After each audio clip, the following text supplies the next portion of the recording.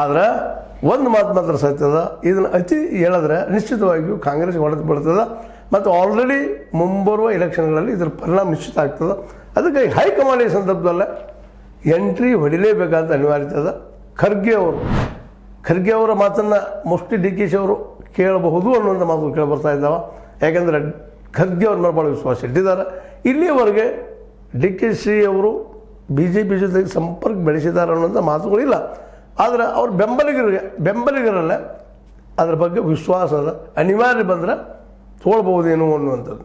Mostly ಇದು ಅಸಾಧ್ಯ ಆಗಿದ್ದರೂ ಸಹಿತ ಅಧಿಕಾರದ ಮುಂದೆ ಎಲ್ಲ ಗೌಣ ಏನು ಬೇಕಾದರೂ ಆಗ್ಬೋದು. ಅದೇ ಕಾಲಕ್ಕೆ ಸಿದ್ದರಾಮಯ್ಯನವರು ಸಹಿತ ಅತಿಯಾಗಿ ಅಧ್ಯಕ್ಷಗಿರಿ ಇಳಿಸಲೇಬೇಕಾದ ಹಠಕ್ಕೆ ಬಿದ್ದರೆ ಮೋಸ್ಟ್ಲಿ ಇದು ಆಗ್ಬೋದೇನೋ ಹೇಳಲಿಕ್ಕೆ ಸಾಧ್ಯ ಇಲ್ಲ. ಯಾಕೆಂದರೆ ಅಧ್ಯಕ್ಷಗಿರಿ ಹೋಯ್ತಪ್ಪ ಅಂತಂದ್ರೆ ಡಿ ಕೆ ಶಿ ಅವರಿಗೆ ಯಾವ ಬೆಲೆನೂ ಇಲ್ಲ ಅನ್ನೋದು ಅಷ್ಟು ಸತ್ಯದ. ಅದಕ್ಕೆ ತಮ್ಮ ಅಸ್ತಿತ್ವಕ್ಕಾಗಿ ಡಿ ಕೆ ಶಿ ಅವರು ಆ ಅಧ್ಯಕ್ಷ ಸ್ಥಾನಕ್ಕೆ ಹೊರಟಿದ್ದಾರೆ.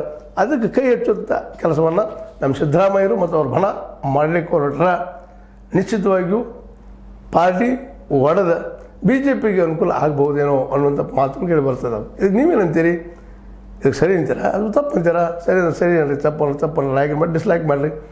ಆದ್ರೆ ಇದನ್ನು ಶೇರ್ ಮಾಡ್ತಾ ಇರ್ರಿ, ಜೊತೆಗೆ ಚರ್ಚೆ ಮಾಡ್ತಾ ಇರ್ರಿ, ಜೊತೆಗೆ ಕಾಮೆಂಟ್ ಬರಿತಾನೂ ಇರ್ರಿ.